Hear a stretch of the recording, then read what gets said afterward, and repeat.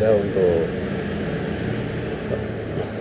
sore ini kita menginjak pada pembahasan yang ke-11 yaitu pembahasan al-iqtisad ya, ataupun berhemat di dalam memakai air.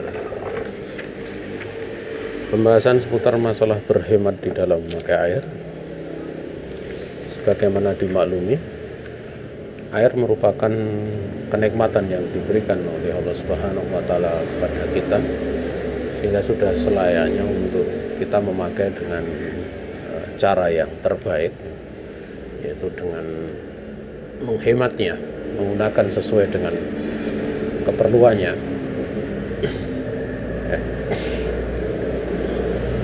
Ini didasarkan kepada hadis ya dari Anas bin Malik radhiyallahu taala anhu. Dia berkata, karena Nabi alaihi salatu wasallam yaqtasilu bisa'i ila khamsati amdadin wa yatawadda bil mud.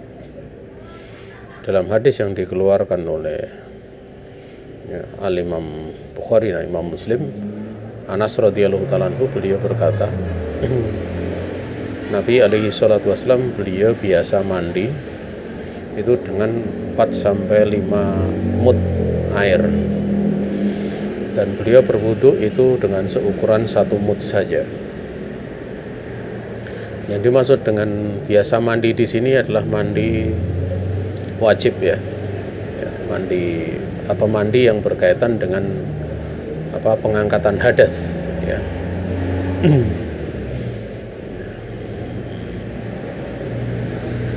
Ukuran dari satu satu so ini sekitar 4 mud ya.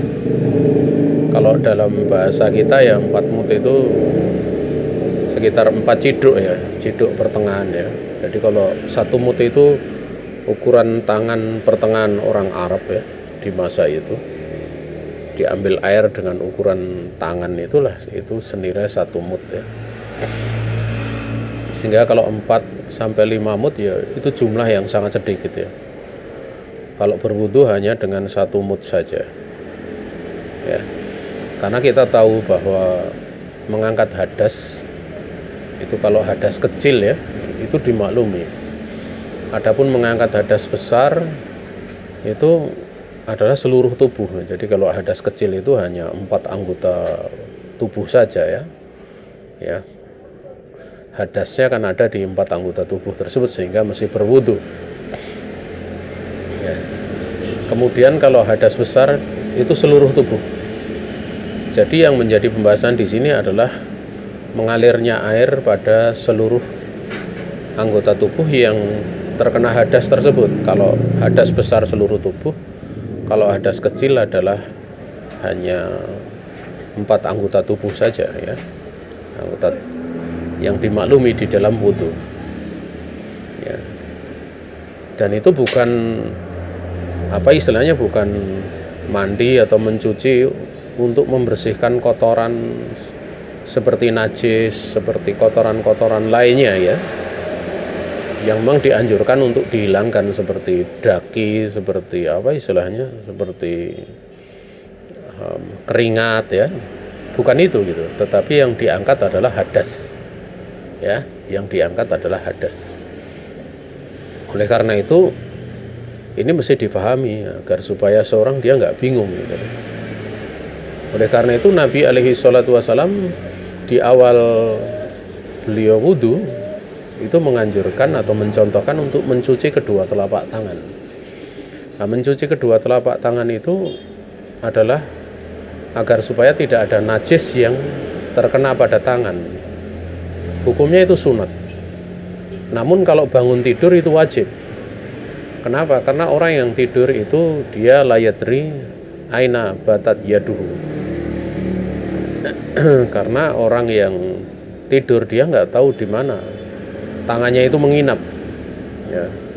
Tangannya menginap itu kan mungkin di tempat najis, mungkin pula di selainnya. Maka kalau bangun tidur itu wajib untuk mencuci telapak tangan sebelum dicelupkan ke air, kalau wudunya itu seperti yang terjadi pada wudu Nabi alaihi salatu wassalam ya. Sehingga di situ tidak mengotori. Dan ini bukan istilahnya bukan dalam rangkaian mengangkat hadas, bukan, tetapi ini sebenarnya adalah pendahuluan agar supaya najis itu ataupun sesuatu yang dikhawatirkan ataupun kotoran itu tidak masuk kepada air gitu loh. Ya. Adapun mengangkat hadasnya itu pada saat mulai mencuci wajah. Ya. Setelah itu tangan, setelah itu kepala, kemudian kaki, itulah yang mengangkat hadas. Walaupun niatnya diberlakukan sejak awal gitu loh. Sejak awal seorang wudu dia sudah berniat ya. Maka jamaah yang dirahmati Allah Subhanahu wa taala, ini mesti dipahami. Ya. Karena yang ditarget adalah mengangkat hadas dan bukan mengangkat kotoran seperti keringat dan yang lain sebagainya ya. Sehingga air yang dibutuhkan itu jelas seyogyanya untuk dia tidak menggabungkan misalnya mencuci istilahnya untuk misalnya wudu. Misalnya seorang dia wudu, kemudian dia membersihkan atau dia sedang mencuci lengannya, kan tidak mungkin lengannya kemudian digosok-gosok pada saat seperti dia mandi pakai sabun dan yang lain sebagainya, enggak, karena cukup mengalirkan air itu hadas sudah terangkat. Adapun kalau dia ingin membersihkan ya sesuatu yang ada pada tubuhnya yang berada pada anggota wudhunya, itu dia bisa bersihkan sebelumnya atau bisa dia bersihkan setelahnya juga tidak ada masalah. Kalau itu kotorannya kaitannya dengan kotoran dimaklumi, misalnya ada istilahnya ada tanah ya, atau ada bukan tanah ya kan, mungkin yang lebih tipis lagi, ada misalnya debu atau dia gosok-gosok yang ada daginya, nah itu tidak ada masalah. Oleh karena itu di dalam perkara ini ya kaitannya Nabi biasa mandi 4 so sampai 5 so, itu bukan berarti kalau seorang dia mandi ya berarti dalam mandi selain mandi wajib tidak boleh melebihi daripada 4 atau 5 4 sampai 5 mut ya. Tadi saya keliru, yaktasilu bisa ila khamsati amdad ya. Jadi beliau biasa mandi 1 so sampai 5 mut. Artinya 1 so itu 4 mut. Jadi 4 sampai 5 mut. Bukan berarti kalau melebihi itu tidak boleh. Kalau mandinya adalah mandinya adalah mandi selain mandi wajib gitu loh. Seperti orang mau keramas, seorang mau membersihkan tubuhnya baru saja nyangkul di sawah, itu adalah perkara yang sifatnya mubah. Maka kalau mandi dia misalnya menghabiskan satu ember besar itu misalnya, satu ember besar, karena dia pulang dari sawah, dia kemudian membersihkan tubuhnya dengan sabunan, dengan keramas, kemudian dikatakan itu hukumnya haram karena melebihi daripada 4 atau 5 melebihi 4 atau 5 mut, ya itu tidak tepat ya. Karena itu mandi yang mubah saja. Sehingga hukum mandi mubah itu ya karena kebutuhan itu masuk di dalam firman Allah, huwallazi khalaqalakum ma fil ardi jami'a. Dialah Allah yang telah menciptakan untuk kalian apa saja yang di muka bumi itu semuanya boleh untuk kalian. Artinya hukumnya mubah saja. Hukumnya mubah. Ya. Nah, selagi di situ ada hajat, karena kotorannya tubuhnya memang benar-benar kotor, dia mandi sampai 1 ember, itu tidak masuk pada ember besar misalnya, tidak masuk pada kategori berlebih-lebihan gitu ataupun mubadir, tidak masuk kategori itu. Beda kalau misalnya dia sebenarnya cukup karena yang kotor itu cuma pada bagian tangannya, kemudian dia cuci dengan 1 ciduk karena tangannya tadi terkena, mungkin dia baru saja membersihkan tanaman sehingga ada kotoran, dia bersihkan 1 ciduk cukup. Kok dia habiskan satu ember besar, nah ini jelas itu ada bentuk tabdir ya. Dari kemubahannya dia memakai hal yang berlebihan gitu loh. Nah, kalau ini yang 4 sampai 5 soe ini adalah mandi yang sifatnya bentuk apa ya? Bentuk peribadatan, berkaitan dengan peribadatan gitu. Yaitu untuk raful hadas, untuk mengangkat hadas gitu loh. Ya, untuk raful hadas. Termasuk pula adalah membersihkan najis. Kalau membersihkan najis itu juga sesuai dengan hajat kebutuhan ya. Ya, kalau najisnya sedikit ya tentu membersihkan dengan sedikit cukup. Tapi kalau najisnya banyak ya tentu butuh lebih banyak lagi gitu loh. Maka ini mesti dibedakan ya. Ya. Sehingga seorang yang mandi, misalnya kayak seorang wanita ya. Kalau kemudian dia mandi wajib, dia bersihkan kemaluannya, kemudian dia wudhu seperti wudhu di dalam sholat, kemudian dia mandi wajib dengan air yang sedikit, kemudian setelah itu dia mau sekalian ya udah saya tak keramas pakai sampo, pakai sabun dan yang lain sebagainya, yang itu hukumnya mubah dan sudah selesai pengangkatan dan najasnya, itu tidak ada masalah gitu, tidak ada masalah. Ya. Nah. Sehingga di sini merupakan perkara yang sunat, itu hukumnya untuk al-iktisad fi istiqmalil ma, yaitu berhemat di dalam memakai air gitu loh. Ya. Kalau berlebih-lebihan memakai air ya itu hukumnya adalah apa? Hukumnya adalah karohah gitu loh. Hukumnya karohah ataupun makruh. Jamaah yang dirahmati Allah Subhanahu wa taala, diterangkan bahwa arba'atu amdadin, yaitu 4 mud itu. 1 mud itu kira-kira setengah liter ya. 1 mud itu setengah liter dalam penjelasan di situ. Berarti kan memang sedikit sekali itu loh. Sedikit sekali.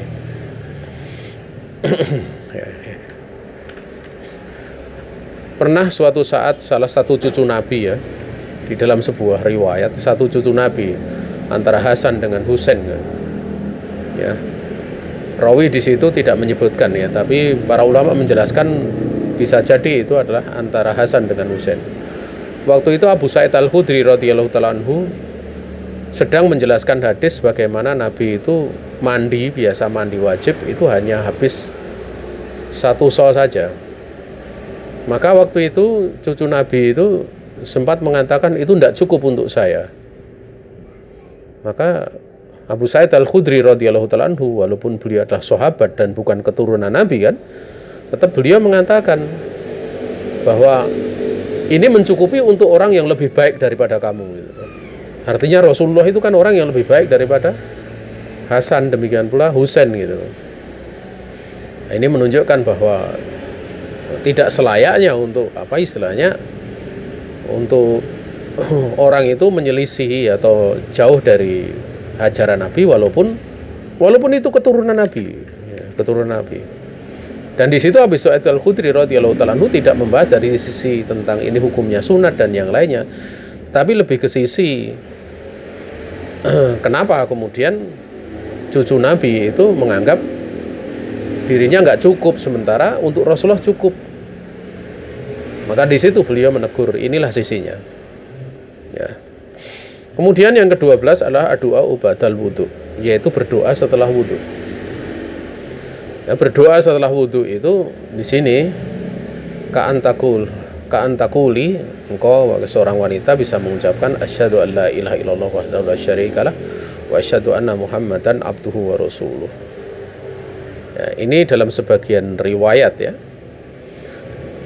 Dalam sebagian riwayat itu ada tambahan ya. Allahumma ja'alna minat tawabin wa ja'alna minal mutatahhirin, atau Allahumma ja'alni minat tawabin wa ja'alni minal mutatahhirin. Ya. Itu dalam riwayat Al-Imam Tirmidzi. Kalau dalam riwayat yang lainnya seperti yang disebutkan di sini dalam riwayat Al-Imam Muslim, itu hanya sampai asyhadu an la ilaha illallah wahdahu la syarikalah wa asyhadu anna muhammadan abduhu wa rasuluh. Ya. Di dalam riwayat tersebut disebutkan man tawaddo'a fa ahsanal wudu tsumma qala asyhadu an la ilaha illallah wahdahu la syarikalah wa asyhadu anna muhammadan abduhu wa rasuluh. Kemudian doa yang tadi ditambahkan tersebut yaitu Allahumma ja'alni atau al-maja'alna minat tawabin, ya. Sampai daripada akhir doa tersebut, ya. Futihat lahu abwabul jannati, ya. Yadkhulu min ayyiha syaa. Ya. Barang siapa yang dia berwudu kemudian membaguskan wudunya, kemudian berdoa dengan doa ini, yang sebagian riwayat ada tambahan tadi, maka akan dibukakan baginya itu pintu-pintu surga, dia akan masuk dari pintu mana saja yang dia kehendaki. Dalam riwayat lain dikatakan adalah pintu surga yang 8. Ya, futihat lahu abwabul jannati atsamaniyatu. Yaitu pintu surga yang 8 itu dibukakan. Dia bisa masuk surga dari pintu mana saja yang dikehendaki. Ya. Ini menunjukkan keutamaan daripada wudu, ya. Dan memang kita tahu bahwa wudu itu dia adalah amal ataupun ibadah yang sangat berkait dengan salah satu rukun Islam, yaitu sholat, ya. Sehingga di dalam rangkaian kitab shalah itu ada pembahasan misalnya kayak babul miyah, kemudian babul wudu, ya. Bab tentang air, bab tentang wudu. Itu menjadi satu rangkaian di dalam pembahasan seputar kitabus shalah, gitu loh. Kitabus shalah itu menjadi rangkaian. Karena wudu itu merupakan syarat sahnya sholat, ya. Nah, bisa pula kalian mengatakan subhanaka Allahumma wa bihamdika asyhadu an la ilaha illa anta astaghfiruka wa atubu ilaik. Ini seperti doa kafarah majelis, ya. Sebagaimana dalam hadis yang dikeluarkan oleh An-Nasa'i, Al-Hakim, dan disahihkan oleh Al-Albani rahimahullah ta'ala. Kemudian jamaah yang dirahmati Allah Subhanahu wa ta'ala, yang ke-13 termasuk dari sunanul wudu itu adalah sholatu rakaataini ba'dahu, yaitu sholat 2 rakaat setelah selesai wudu. Sholat 2 rakaat setelah selesai wudu ini sering dikatakan sebagai sholat syukrul wudu, ya, sholat untuk syukrul wudu, ya. Kenapa dikatakan syukur wudu? Karena wudu itu sebuah kenikmatan, di mana sebuah kenikmatan itu wajib untuk disyukuri, ya, wajib untuk disyukuri. Sehingga istilahnya sholat syukrul wudu, ya. Didasarkan kepada hadis Utsman, di mana di dalam hadis yang dikeluarkan oleh Imam Bukhari, Imam Muslim, beliau mengatakan ra'aitun nabiyya alaihi salatu wassalam tawaddu'a nahwa wudu'i hadza wa qala nabiyyu alaihi salatu wassalam man tawaddu'a nahwa wudu'i hadza thumma qala faraka'a rak'atain la yuhadditsu fihi ma nafsahu ghufira lahu ma taqaddama min dzambi. Barang siapa yang dia berwudu seperti wuduku ini, maksudnya sabda Nabi, ya.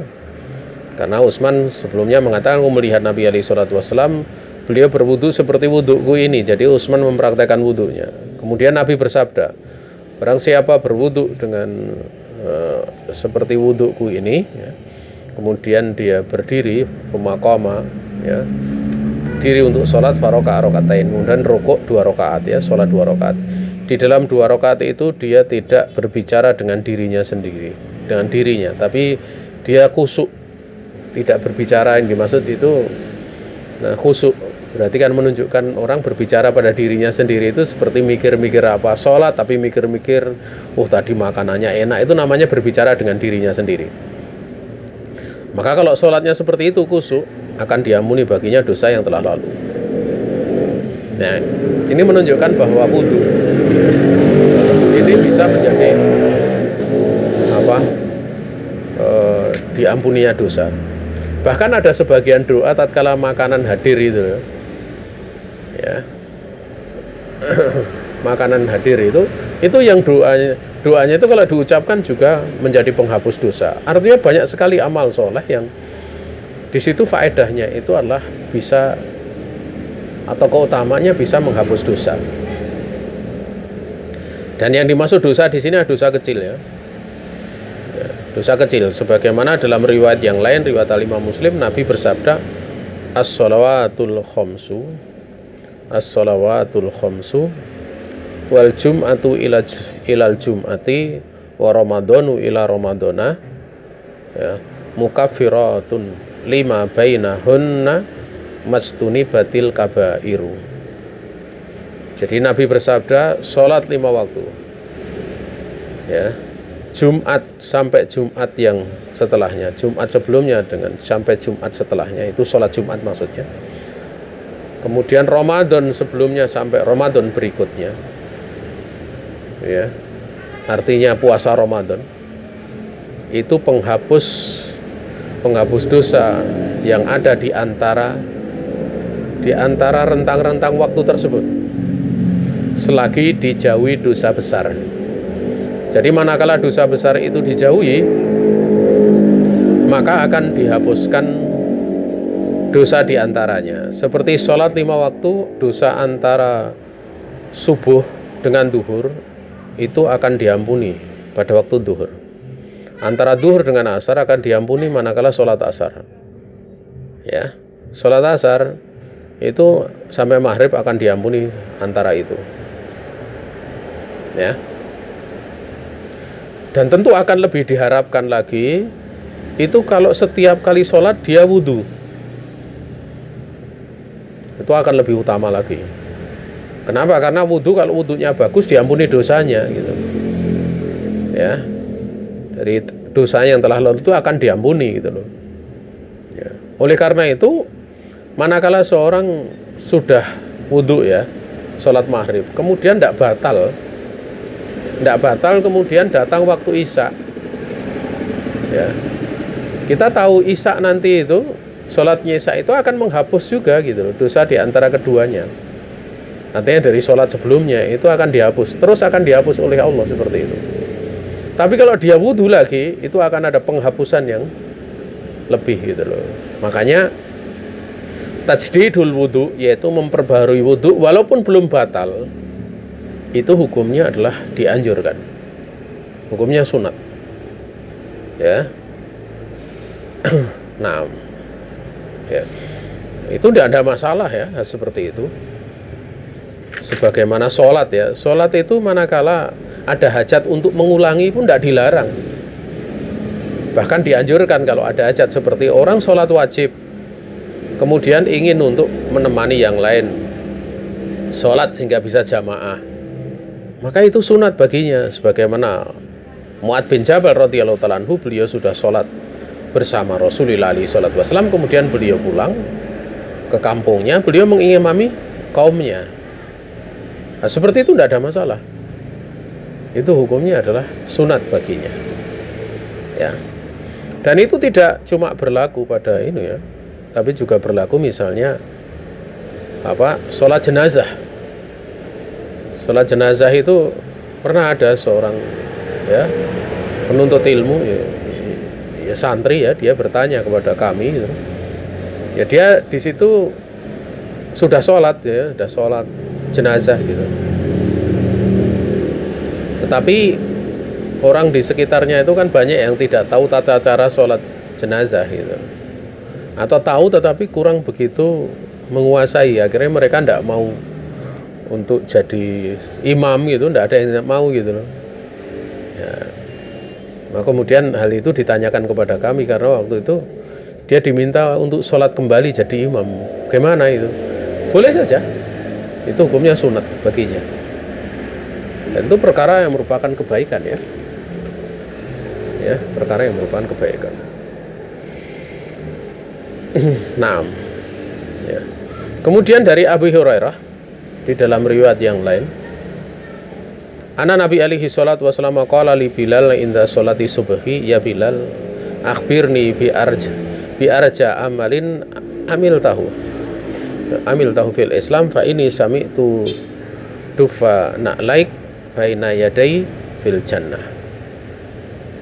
Qala ma alimtu amalan arja indi anni lam atatahhar tahurun fi sa'atin min lail au naharin illa sholaitu bidzalika at-tuhur ma kutiba li an usalliya. Dari Abu Hurairah, ini dalam riwayat yang dikeluarkan oleh Imam Bukhari, Imam Muslim, bahasanya Nabi alaihi salatu wasallam waktu itu berkata kepada Bilal, bertanya kepada Bilal inda sholati subuh, pada saat sholat subuh, ini biasanya ditanyakan setelah selesai, wahai Bilal, kabarkan kepadaku dengan amalan yang paling diharapkan, yang biasa kamu mengamalkannya di dalam Islam, karena sesungguhnya aku telah mendengar bunyi derap dua sandalmu, itu di hadapanku pada waktu di surga. Maka Bilal kemudian mengatakan, ma amil tu amalan, aku tidak mengamalkan satupun amalan yang lebih aku harapkan di sisiku, yaitu sungguhnya aku ini tidaklah bersuci, benar-benar bersuci di satu waktu, baik itu malam ataupun siang, kecuali aku ini sholat dengan bersuci tersebut. Setelah bersuci tersebut, sesuai dengan apa yang telah ditetapkan untukku, untuk kemudian aku sholat, sesuai dengan apa yang telah ditetapkan oleh Allah Subhanahu wa Ta'ala untuk aku mampu melaksanakan, untuk kemudian aku sholat. Artinya di situ beliau membiasakan wudhu, setelah itu sholat. Ini yang sering dikatakan sebagai sholat syukrul wudhu. Kalau dilihat apa yang dilakukan oleh Bilal ini, apakah bertentangan dengan ajaran Nabi sehingga beliau berpikir sendiri? Ya, sebenarnya ungkapan seperti itu adalah ungkapan yang salah, karena sebagian orang mengatakan alasan untuk membantah atau untuk mereka istilahnya tidak bisa menerima pada waktu ada amalan itu yang dianggap sebagai bid'ah. Mereka mengatakan ini Bilal mengadakan amalan dan itu tidak dicontohkan oleh Rasulullah, sampai ungkapan seperti itu adalah ungkapan yang salah gitu. Karena sunnah Rasul alaihi salatu wasallam itu cakupannya bisa ucapan Nabi, bisa pula adalah perbuatan Nabi, bisa pula persetujuan Nabi. Adapun yang dilakukan oleh Bilal di sini, yang dilakukan oleh Bilal itu jelas sesuai dengan hadis tadi, seperti hadis yang tadi disampaikan, barang siapa berwudhu dengan wudhuku ini, kemudian dia berdiri kemudian rukuk 2 rakaat, di mana dia tidak berbicara di dalamnya dengan dirinya sendiri,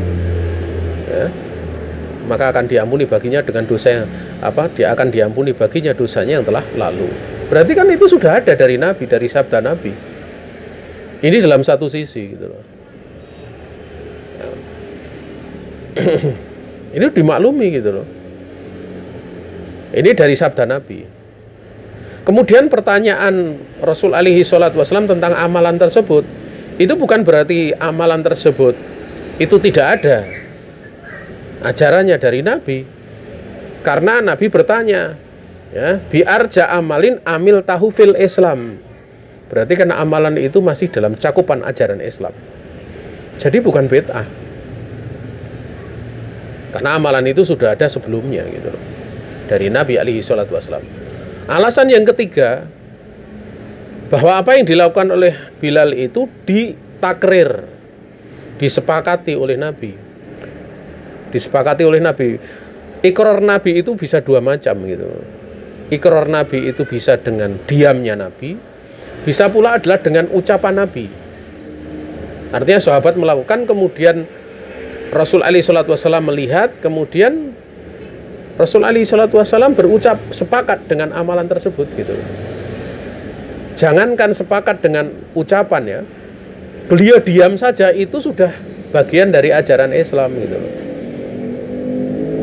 Maka menggunakan alasan ya bahwa terjadinya bid'ah itu kemudian alasan dengan hadis Bilal, kemudian hadis pada waktu ada seorang sahabat yang sholat di belakang Nabi kemudian berdoa dengan sebuah ucapan ya, dengan sebuah doa atau dzikir, kemudian malaikat berebut untuk mengambilnya. Kemudian Nabi bertanya, itu adalah hal yang tidak tepat gitu loh, beralasan dengan itu.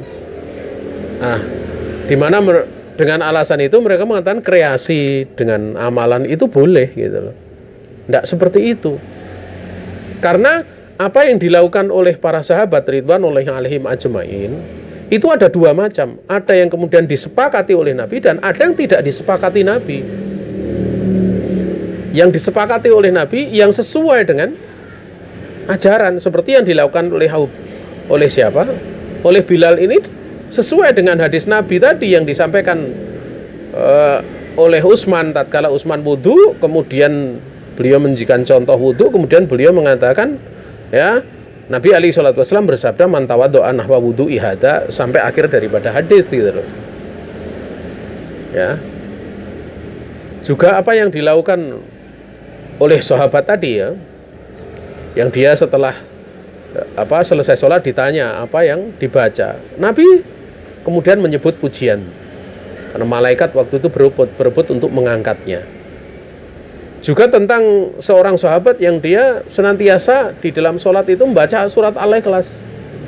Dia jadi imam gitu loh di sebuah kaum sampai yang makmum kaumnya enggak mengadukan ke hadapan Nabi alaihi salatu wasallam. Itu kan ada takrir Nabi. Nabi waktu itu menanyai lelaki alasannya apa. Kemudian Nabi mentakrir.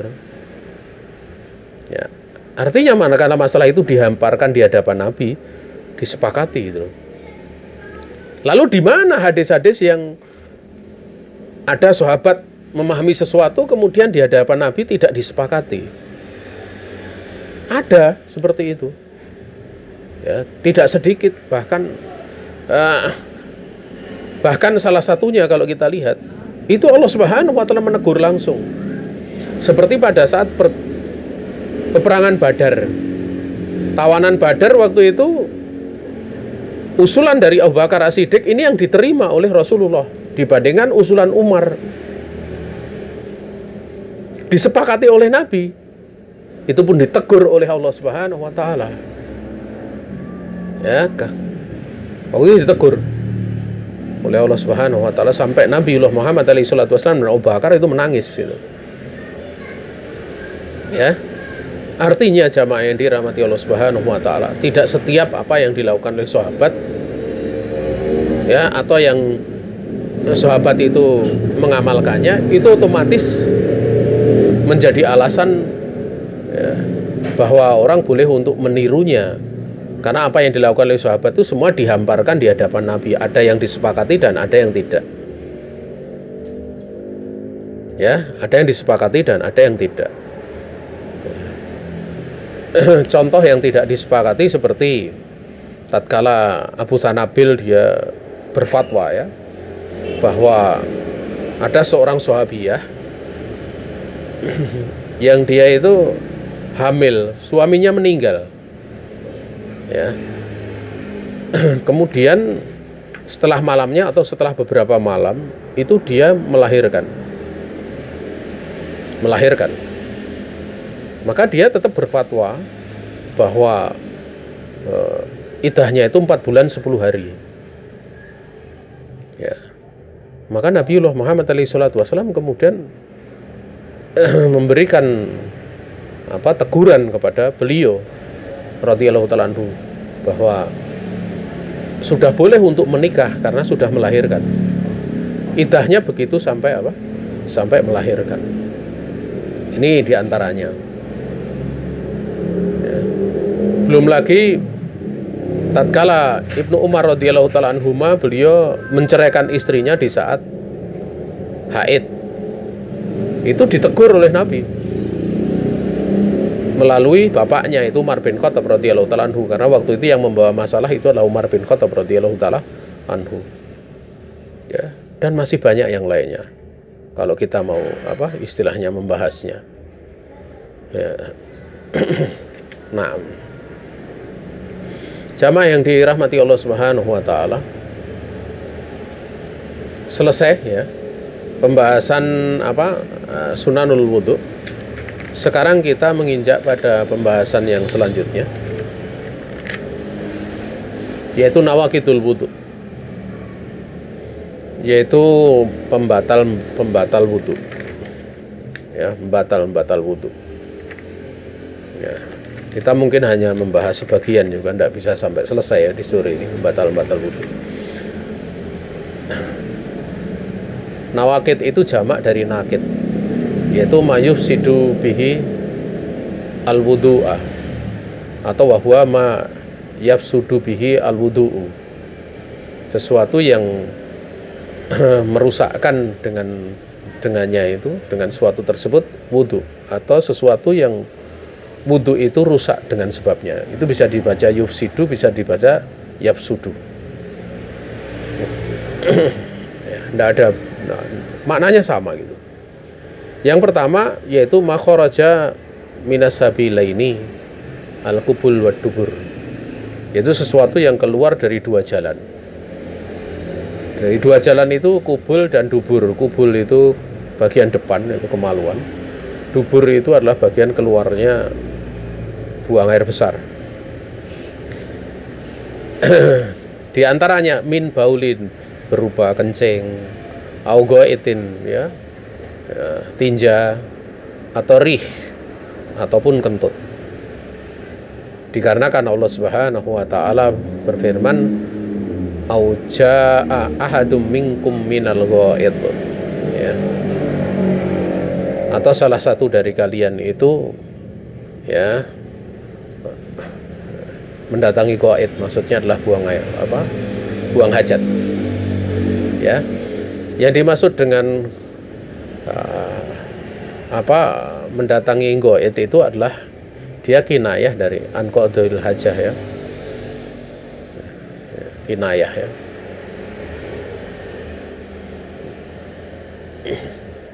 Dan memang bahasa itu kadang untuk melembutkan ya, supaya tidak nampak istilahnya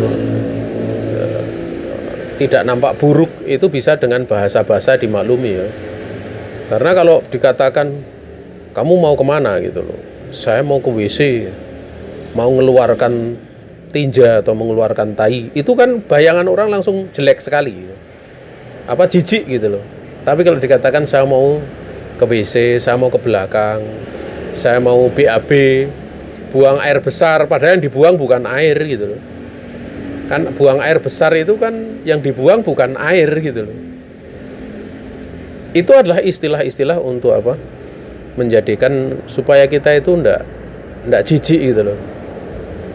Ya, coba saja kalau kita mengatakan seperti itu, apalagi pas makan, langsung enggak mau makan gitu loh. Ya, orang mesti mengatakan jorok gitu loh. Ya, karena seperti itu adalah sesuatu yang tidak disukai oleh tabiat ya. Tabiat kita enggak suka.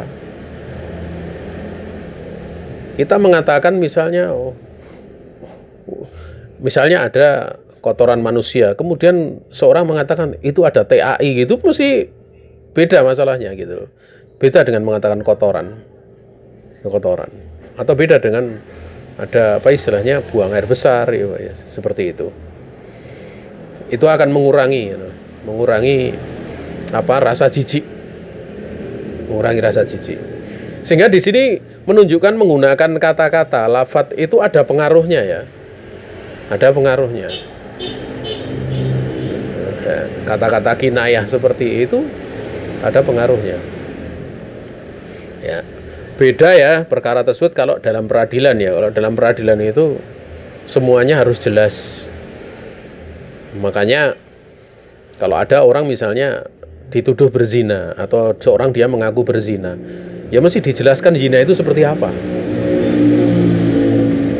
Ya. Nanti jangan-jangan nggak tahu definisi zina gitu.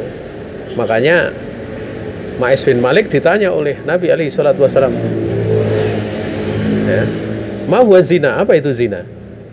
Ya. Kemudian dia menceritakan dengan masih pakai bahasa-bahasa yang bisa menimbulkan kemungkinan gitu loh. Di mana beliau mengatakan seorang laki-laki melakukan seorang peran sebagaimana seorang suami kepada istrinya. Dia mengatakan seperti itu. Ya. Maka Nabi alaihi salatu wasallam minta untuk untuk diterangkan lebih jelas gitu loh. Sampai waktu itu Ma'az bin Malik malu gitu loh. Kemudian Nabi yang membuat sebuah permisalan gitu. Ya, sehingga setelah dia mengatakan ya, baru kemudian diberlakukan hukum setelahnya. Karena peradilan itu beda gitu. Ya. Ya. Ini sebuah kisah nyata ya. Ini sebuah kisah nyata. Jadi ada seorang, ini kisah nyata. Seorang itu dia bicara kepada yang lainnya. Tadi biasa ada orang dia bertobat dari sebuah maksiat, atau bertobat bukan dari dia kenal dakwah sampai kemudian dia bertobat. Nah dia itu biasa berbicara dengan temannya, wah kita itu sudah rusak, fitrahnya itu sudah rusak ya. Sehingga dia sering mengatakan, kita itu udah rusak gitu. Maksudnya dulu itu rusak. Dan rusak itu, ungkapan yang dimaksud rusak itu enggak ngaji, bukan kemudian minum khamr, bukan kemudian berzina, bukan. Tapi enggak ngaji, enggak kenal ilmu, sehingga kadang akhlaknya buruk ya. Sampai dia menceritakan akhlak buruknya itu kalau di masa sebelum bertobat ya, atau sebelum kenal ngaji, itu sering bercanda sama temennya. Misalnya dia bawa makan itu, supaya makanan itu nggak diminta temannya, dia ludahi dulu gitu, diludahi cuh ya. Sehingga yang lain nggak akan minta gitu loh ya. Nah suatu saat ada orang itu yang menikah gitu loh, menikah dengan salah satu rombongan pengajian itu. Dari pengajian kumpulan yang orang-orang yang kemudian kenal ngaji ya, yang biasa mengucapkan itu tadi, wah kita itu dulu rusak ya gitu.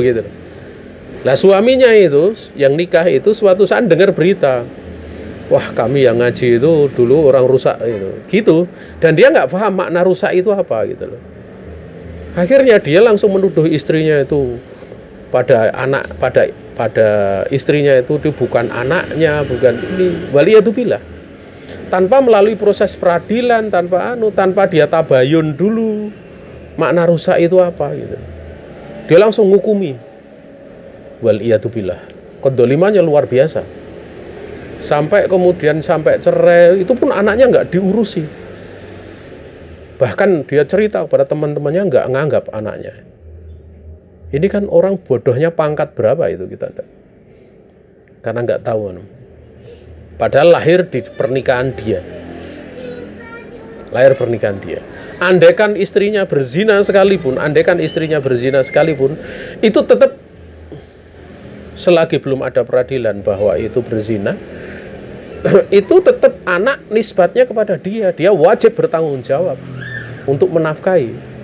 Di sini akhirnya terjadi dosa yang banyak. Karena apa? Kita mesti membedakan ya ungkapan-ungkapan seperti ini dengan ungkapan peradilan gitu. Itu beda. Butuh ketelitian, orang nggak boleh ngawur gitu. Ya. Nah, ini bedanya orang punya ilmu dan orang nggak punya ilmu itu seperti itu.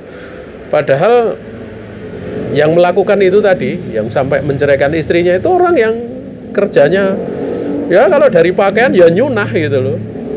Celananya di atas enggak pernah isbal. Dia menghidupkan sunnah, sholat jamaahnya rajin. Ya itu, tapi kalau dia bodoh mau apa lagi gitu loh. Akhirnya mendolimi orang banyak. Ya.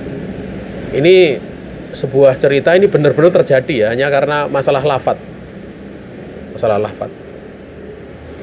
Jamaah yang dirahmati Allah Subhanahu wa taala. Liqauli Nabi alaihi salatu wasallam, la yaqbalullahu sholata ahadikum idza ahdasa hatta yatawaddo.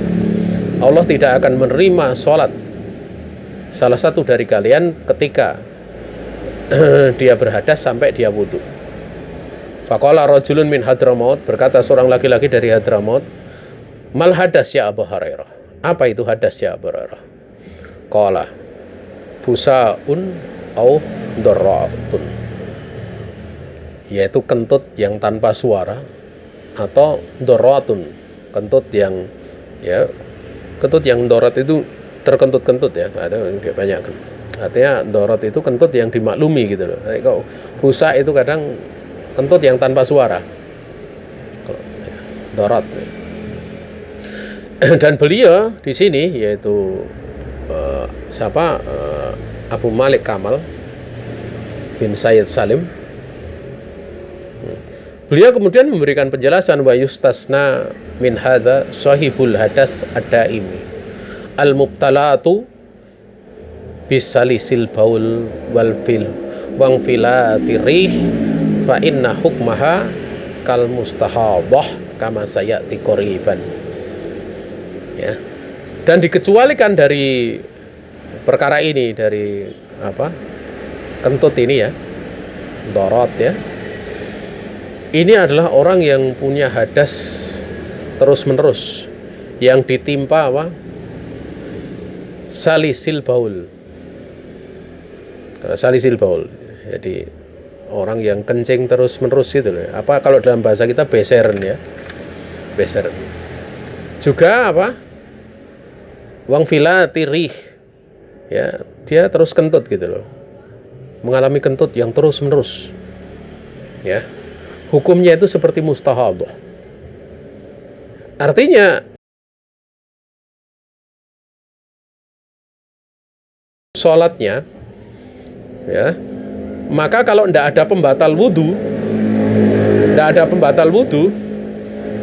maka dia masih di atas sucinya, kecuali masuk waktu sholat yang baru.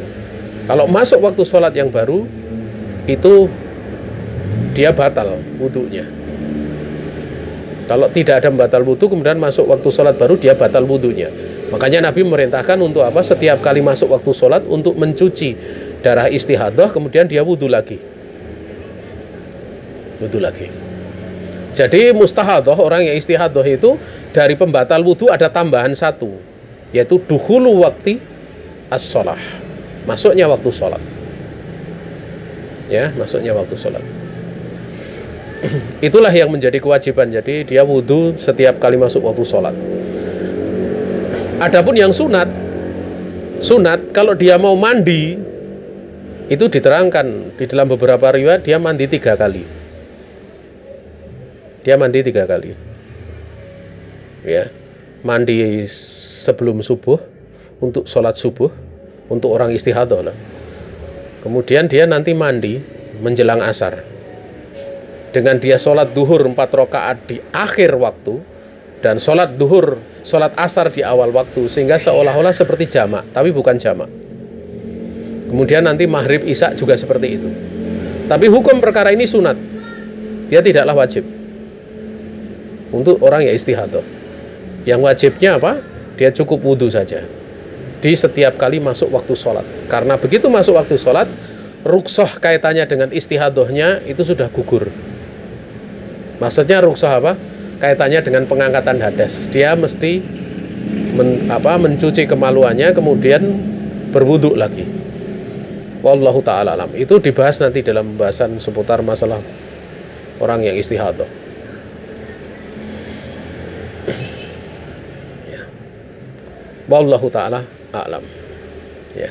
Jadi pengecualiannya kaitannya dengan masalah tersebut ya. Dan terkadang ya, kalau kita tahu istihadah itu kan memang wujud, benar-benar wujud darah keluar gitu, itu saja ada keringanan.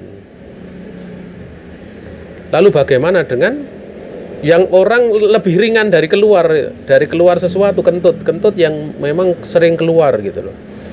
Ya, dia kalau kentut terus menerus gitu, maka jelas itu hal demikian lebih ringan dan lebih pantas untuk mendapatkan keringanan, kan gitu ya. Sehingga kalau yang benar-benar wujud seperti itu ada, yang benar-benar wujud seperti itu saja dapat keringanan, lalu bagaimana dengan orang yang sekedar was-was? Was-was ini batal atau enggak ya? Batal atau enggak ya? Itu kan harusnya kalau dia memahami tentang istihadah, memahami tentang masalah orang beseren atau anyang-anyangan atau orang yang kentut terus-menerus, itu kan nggak bingung, sudah nggak perlu. Apalagi was-was itu belum jelas gitu.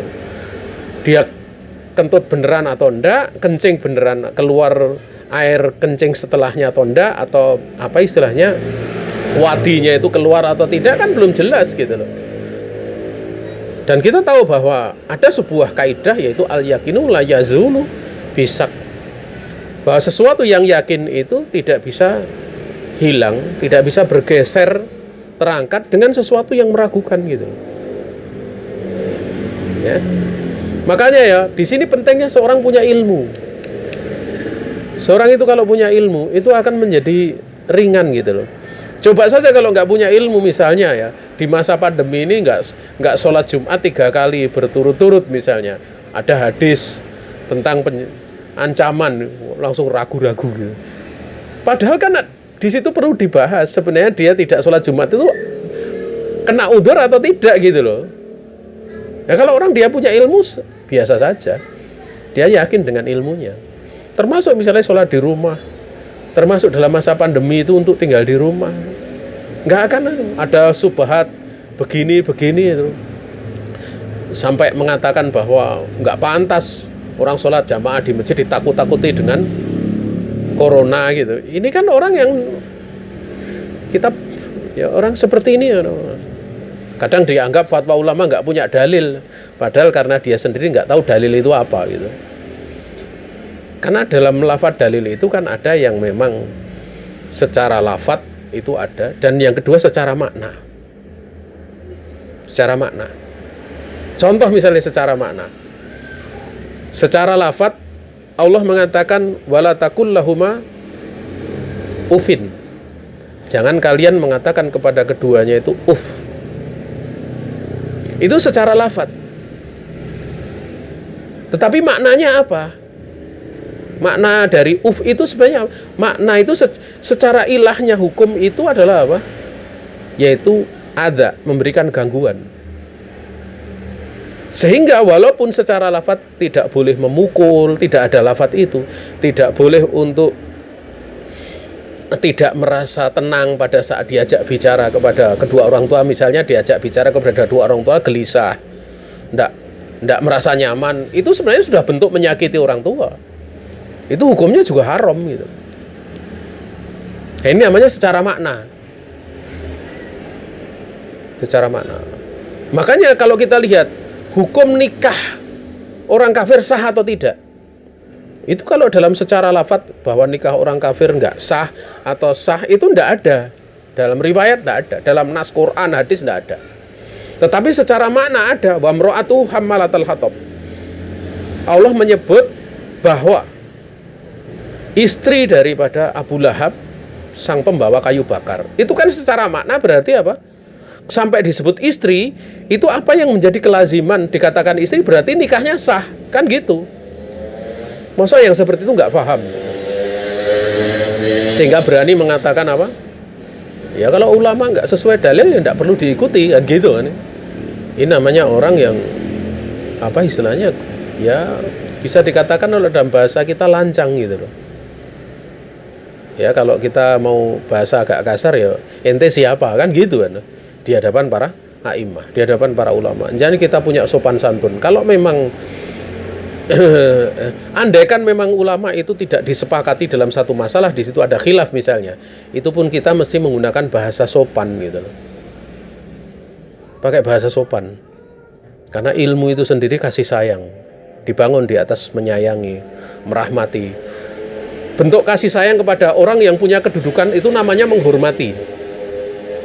Makanya diterangkan oleh para ulama, masa macam cinta itu ada mahabbatu ijlali, kecintaan yang sifatnya menghormati, memuliakan. Ada mahabbatu iswakin, kecintaan yang sifatnya apa? Menyayangi. Misalnya orang kaya kepada orang miskin, itu sifatnya menyayangi.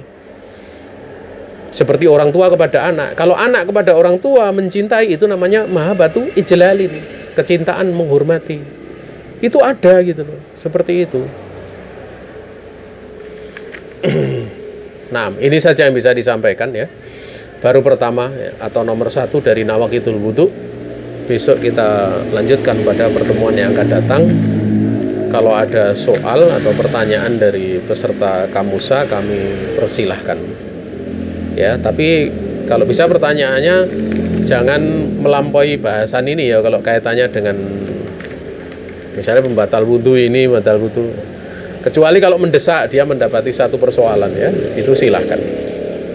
Sehingga butuh untuk diselesaikan. Ini saja yang bisa disampaikan. Waktu dan tempat kami kembalikan kepada pembawa acara.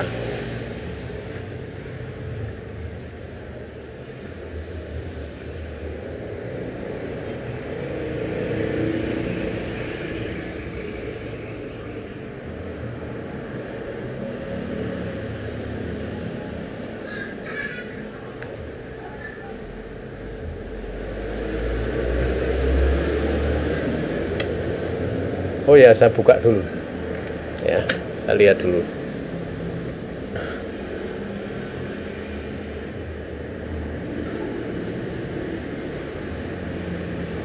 Pertanyaan di grup coba saya lihat.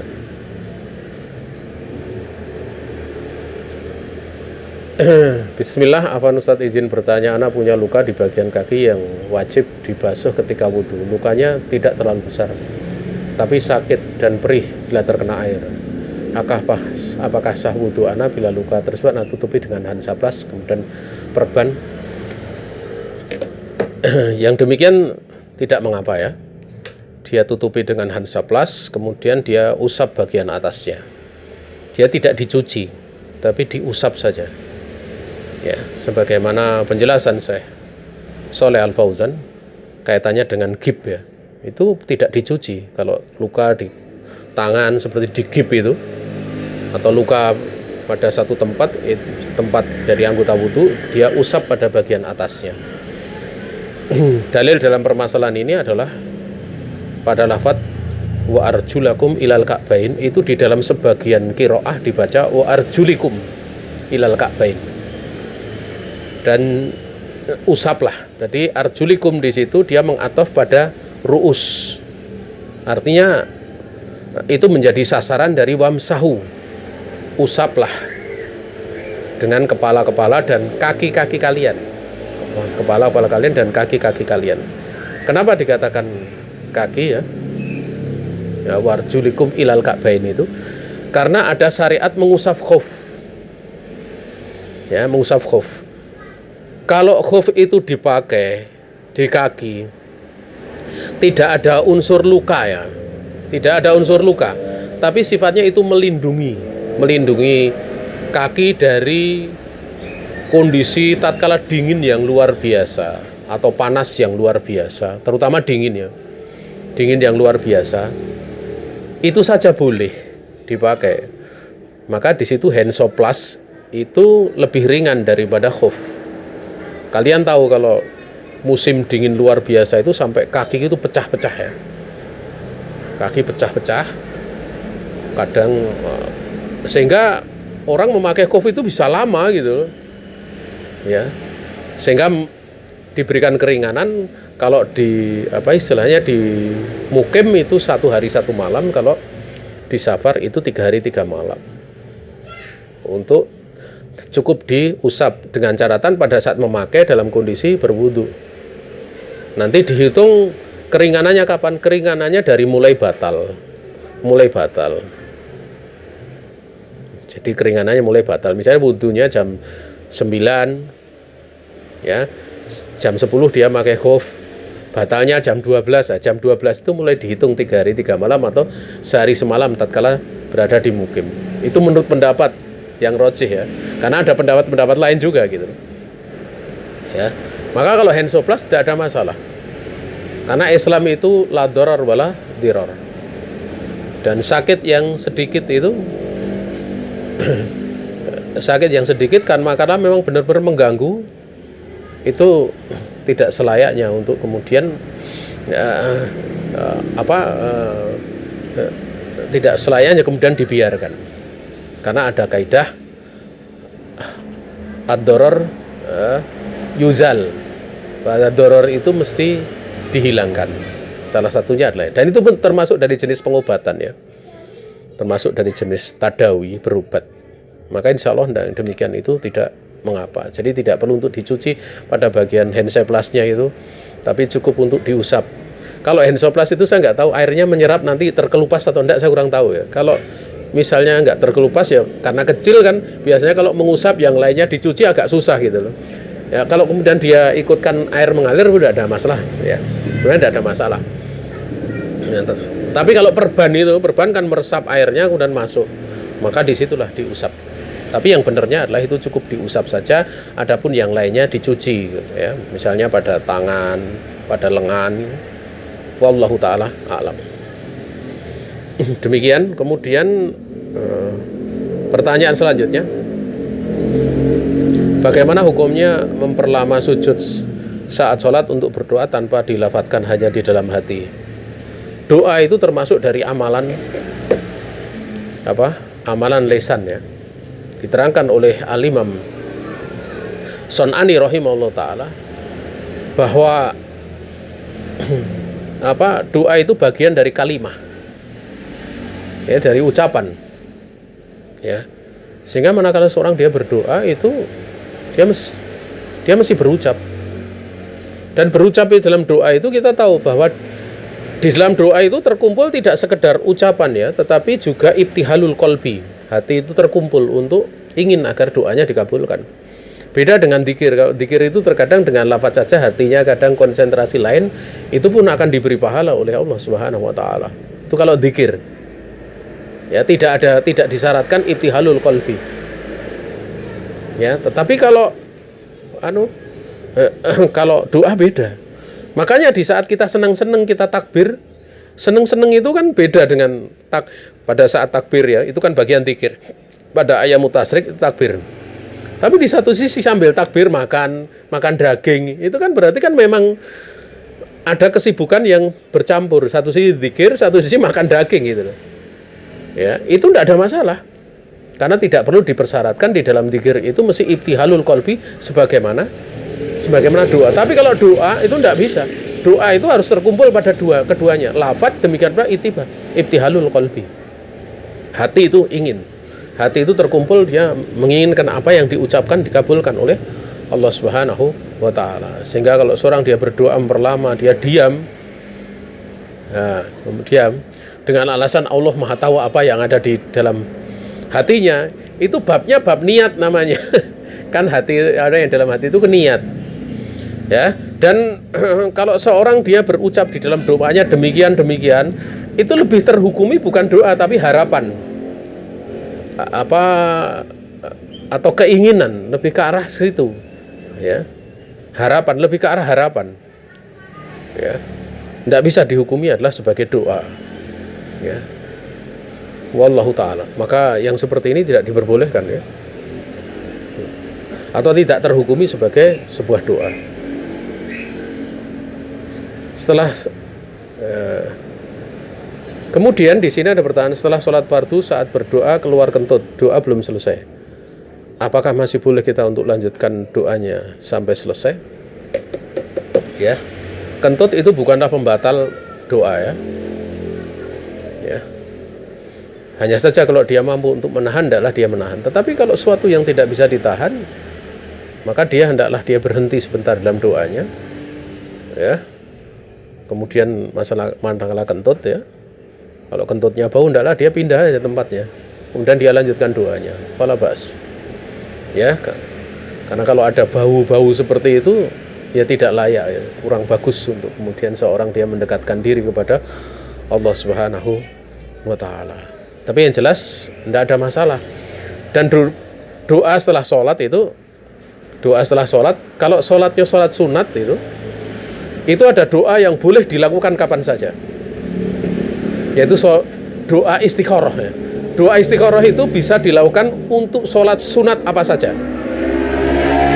karena Nabi alaihi salatu wasallam hanya menyebutkan sholat ghairu faridoh ya, bisolatin ghairi faridoh, sholat yang selain sholat fardu.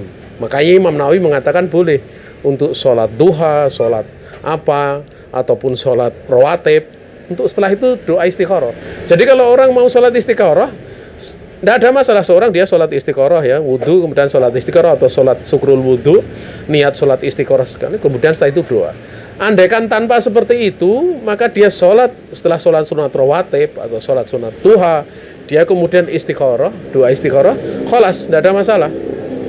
Dan itu tentu lebih ringan gitu loh. Yang paling penting istikharahnya, doanya hafal gitu loh. Adapun kalau doa setelah sholat wajib, itu memang ada silang pendapat di kalangan para ulama. Ya, karena Nabi perkataan bahwa dubur sholat kan doa yang tidak akan ditolak, itu salah satunya adalah di dubur sholah. Dubur sholah. Ya. Dan dubur sholah itu ada dua kemungkinan. Yang pertama adalah sebelum salam, dan yang kedua adalah setelah salam. Dan memang Nabi menyebutkan dubur sholah itu setelah salam itu ada. Seperti doa tasbih, tahmid, takbir 33 itu disebutkan dalam lafaz dubur sholah. Tetapi Nabi juga pernah mengajarkan sahabat dengan dubur sholah itu sebelum salam. Sebelum salam. Ya. Sehingga di situ ada beberapa pendapat. Artinya seorang dia berdoa setelah sholat. Ya. Ada yang berdoa adalah sebelum sholat, sebelum salam, bukan doa. Ya, doa setelah salam, dan ada doa yang sebelum salam. Artinya doa sebelum salam ini diajarkan sebagian kepada Abu Bakar As-Siddiq, demikian pula kepada Mu'adz bin Jabal radhiyallahu taala anhuma gitu. Sehingga ada sebagian ulama yang memberikan kaidah. Kalau lafadz itu adalah lafadz doa, maka diucapkan sebelum salam. Tapi kalau lafadznya dzikir, maka diucapkan setelah salam. Ya. Namun adanya sebagian kaum muslimin yang berpandangan bahwa memang dubur itu setelah salam, ya, kemudian dia berdoa setelah salam gitu, ya kita tidaklah mengingkarinya. Kita tidak mengingkari karena di situ memang ada penunjukan, ya, walaupun di situ ada sisi pembahasan yang lainnya. Wallahu taala alam.